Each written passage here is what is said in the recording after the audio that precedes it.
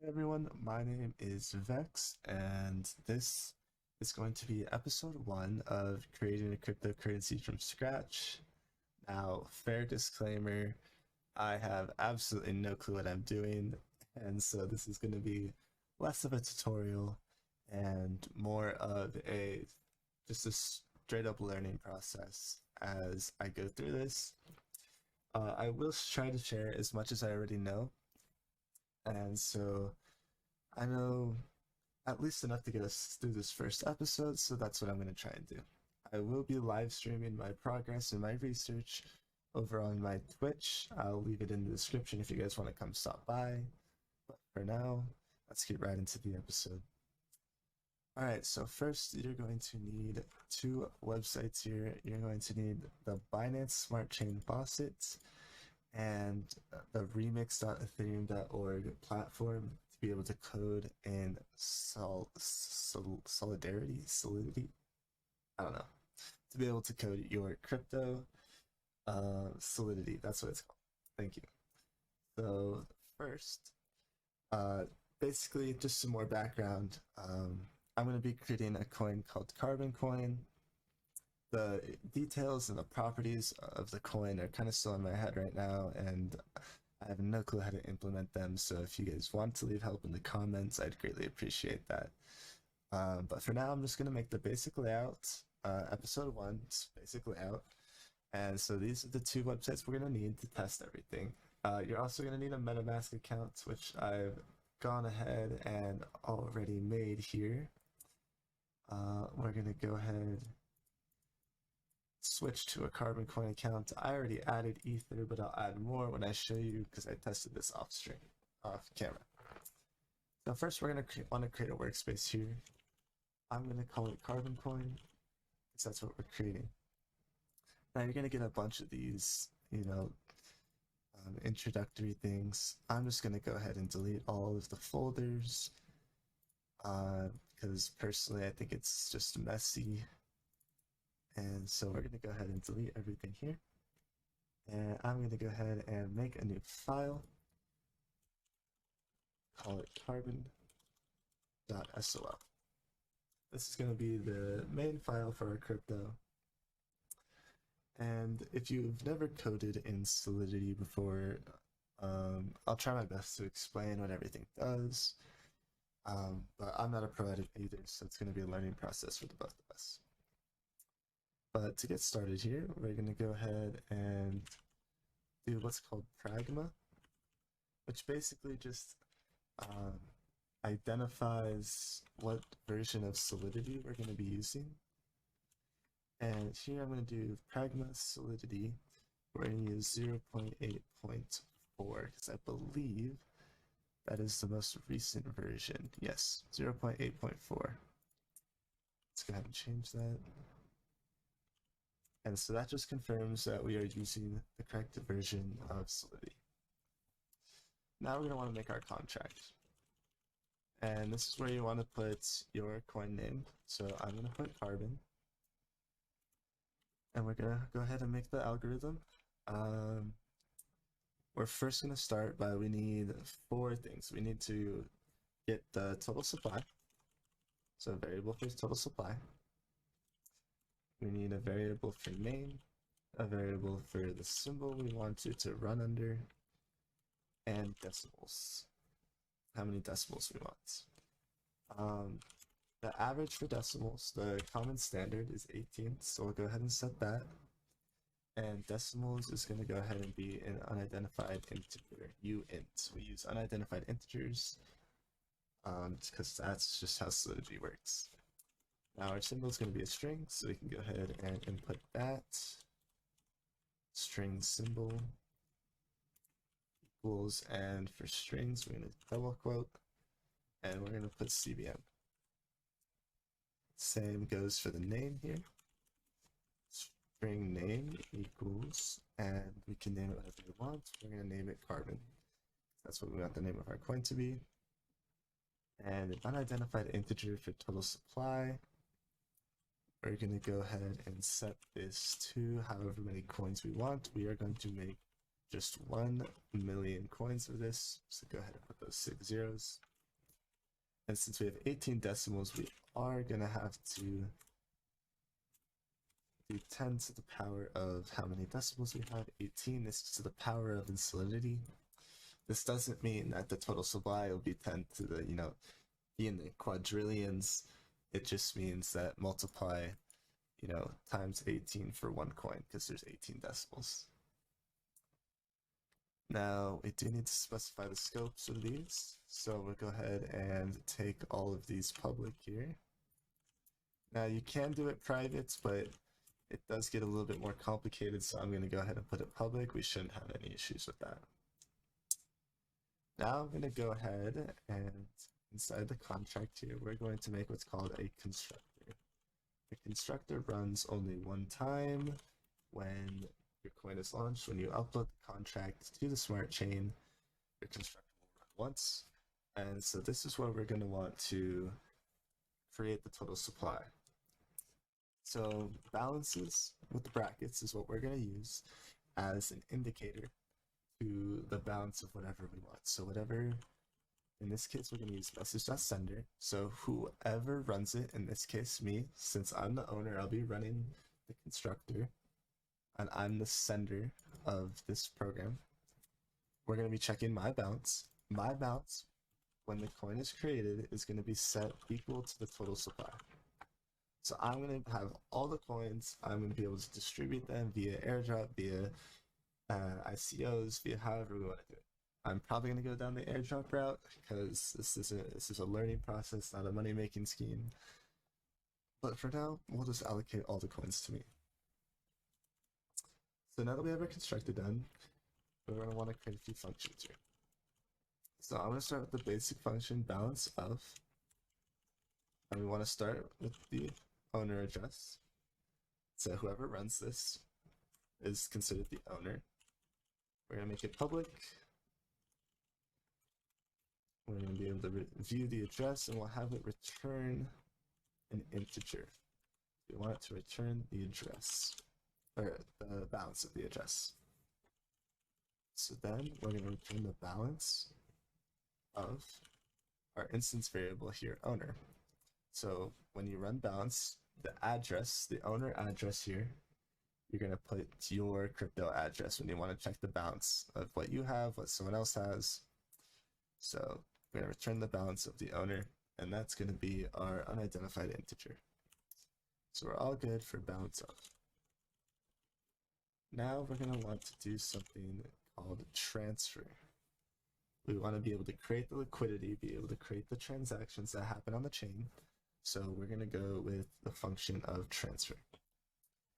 And what do we need our variables to be? Well, we need someone for it to go to.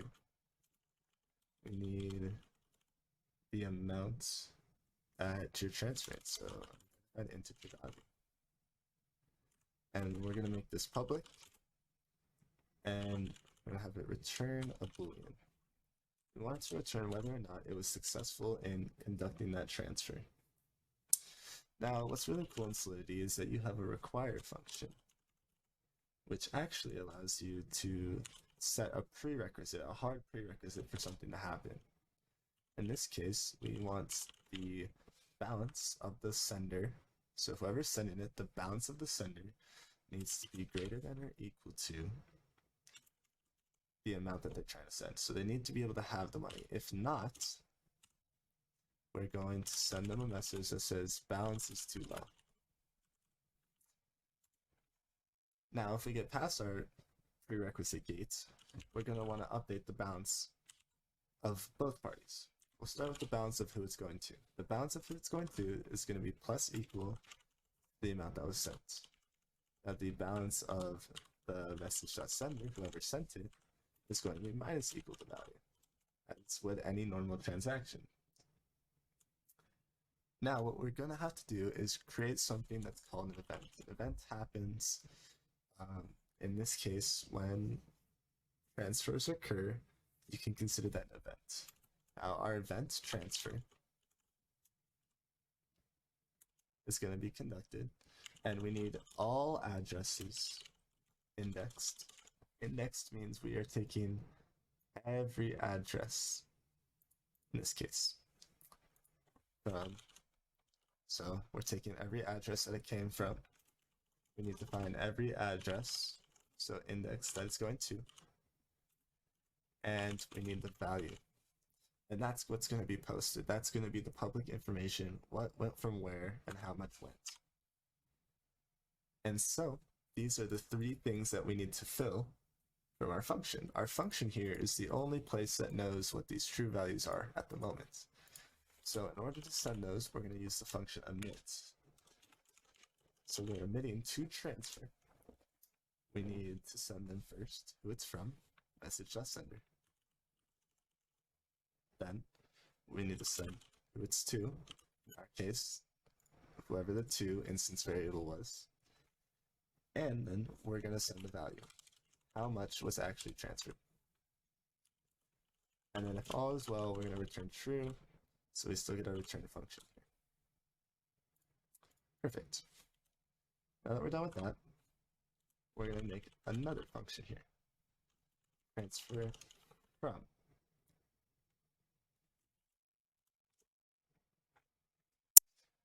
Now, before we can do transfer from, actually, we need to first do the function approved. So basically what approve is it tells you whether or not it'll return a boolean on whether or not the user is allowed to send the money. Whether or not we're allowed to send, not money, but the amount of coins from that account or not. Because you're actually able to set specific users or specific wallet addresses, like say 0 times blah blah blah. You're allowed to say they are able to send less than or equal to 2,000 coins. So this address is only allowed to spend 2,000 coins on your behalf. And so that's going to be an event. We're going to call that approval. And we're going to take the address indexed from the owner. We're going to take all the owner's addresses, all of the spenders' addresses, and how much they're spending. And that's gonna be what we're made public. Now when we go back into our approve function here, what do we need? We need the spender, and we need how much they're spending, which is their value. We're gonna make it public, and we're gonna have it return a boolean.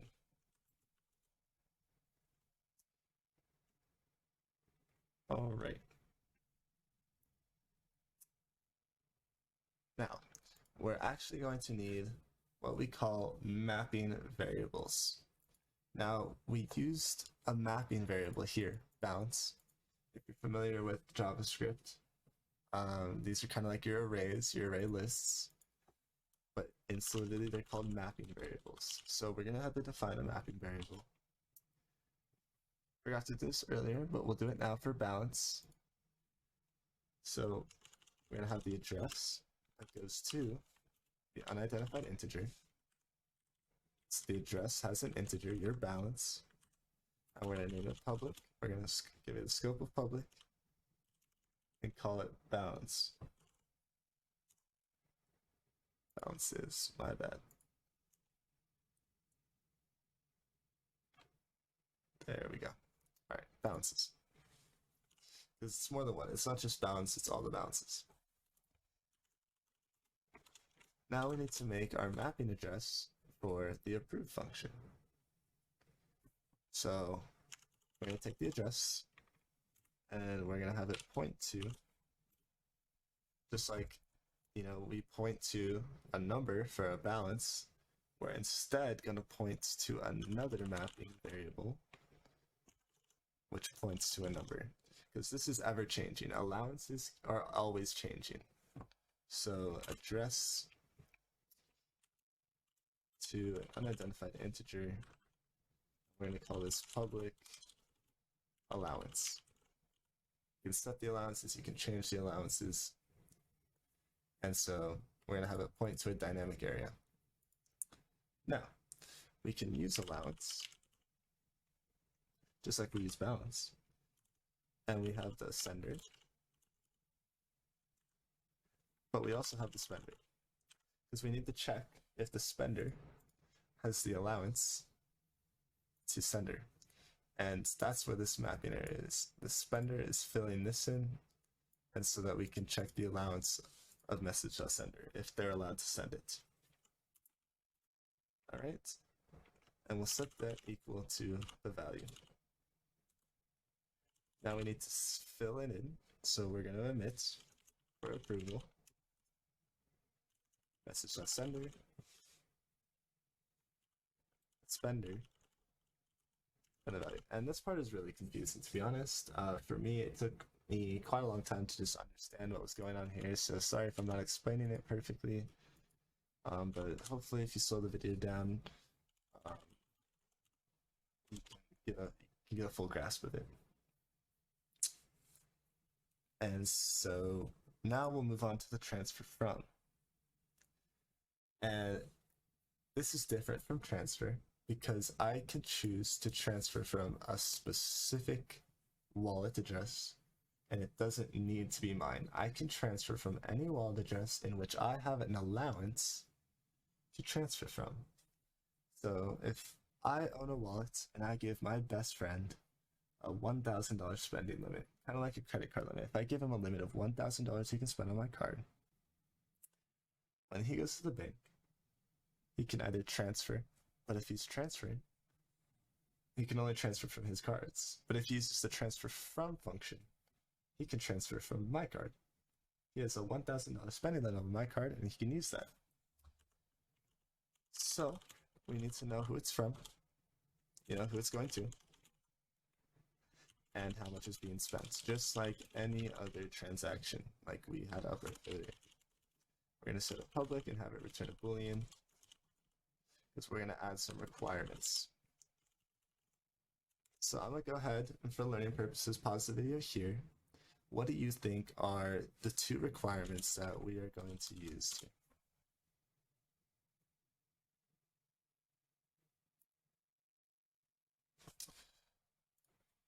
All right, so the 2 requirements that we first, obviously we need to check if the balance of this, whatever it's coming from, is high enough. We need to see if their balance can even take the amount of money that they're trying to transfer, and if not, we're going to hit them with the balance is too low line. Next, we need to check if the person that's sending it, the sender, even is allowed to use this money. So we need to check if they're allowed to be spending this much money. So we're going to check their allowance. The allowance of who it's from and the sender. So we need to compare these 2. If the sender has enough balance from this address to spend more or equal to the amount that they're trying to spend, then we're okay. And if not, we're going to tell them that their allowance is too low. All right. Now that the transaction has gone through all the gates, we can go ahead and update it just like any other transaction. Who it's going to gains the value, and the balance of who it's coming from is going to use the value. And then we're going to emit up to transfer, because we have to note all of our transfers here, to in value. And then we're going to go ahead and return true, just to signify that everything was in fact okay. Now it looks like we're getting a error, expected blank but got event, because we forgot that on decimal there. And we'll go ahead and check here. Expected parenthesis instead got return. Return. Let's see. Because it needs to be returns. This function returns a boolean. All right, we'll go ahead and check all of these. Expected 1. Perfect. Did you mean balance of or balances? We need to return the balances of owner. Perfect. So now our code is error free, and that's going to be the entirety of our token. We're going to go ahead and check it. But first, you want to go to your MetaMask wallet, and you want to connect to the Binance Smart Chain. If you don't know how to do that, go ahead and visit my introduction episode. So we'll go ahead and go there. But once you're connected to the Smart Chain, you want to head over to the faucet. And I'll show you guys what to do here. Go ahead and just paste your address, tell it to give you BNB. I already did it recently, so I have 5 hours until I can get more BNB. But that is a-okay because I already have BNB. Now again, this was made, MetaMask was made for Ethereum, so it's going to say Ethereum, but this actually represents your BNB tokens for the testnet. So now, in order to test this, we are going to go ahead and go down here. And where it says your JavaScript environment, you're going to actually want to set that to injected web3. Now that'll automatically connect to your MetaMask. And if there's any pop-up, just hit OK and confirm. Connect it to my MetaMask here, so you see 2.49 blah, blah, blah, blah Ether. That's what we have here. The gas limit, we don't need to change. That is the maximum price we are willing to pay for transaction fees. But the transaction fees are never going to be this high. So we don't have to worry about that. We're going to go ahead and select our contract. In case you have multiple, we're going to use carbon.sol. And we're going to go ahead and deploy. Accept the gas fee. And boom. Transaction 1 confirmed. If this is your first transaction, it's going to be called transaction 0. As you can see, I already did a contract deployment before here. But yeah, that is basically it. Now you can go ahead and look at all of your previous transactions, give approved spenders. I'll have to blur that out. That wasn't supposed to show. But you can do transfers. You can do transfers from, allowances, balance of. So we can, if we go up here, blur that out again. Go up here, copy the value of our wallet, and then we'll blur this out one more time. Go ahead and check the allowance. We don't have any allowances. Blur that out again. Oh man, we have lots of blurring to be doing. Go ahead and check the balance of, and you can see this is 10 to the power of 8. The 18th, this is it's combining it's not showing the decimal here, but this is how many tokens we have. We have all 1 million tokens, and we can send it off just like anything else to another address, but that's for another video. And in episode 2, I'm going to do a bunch of research, and we'll do specific algorithms. We'll probably dive deeper into this constructor that we have here, start messing with burning some dev tokens off the bat, or maybe we'll do some airdrops. We'll start setting up some airdrops and get this onto the mainnet. But for now, that is all I have. I hope you guys enjoyed, and go ahead and hit that subscribe button, hit that like button to join me on this learning adventure and to be notified every time I upload, because I will be doing an airdrop for this token, so you definitely want to stay tuned for that. And please definitely leave your suggestions or comments in the comment section. Everything will be super helpful for my learning purposes and for the YouTube algorithm. But without further ado, thank you guys for watching, and I'll see you in the next episode.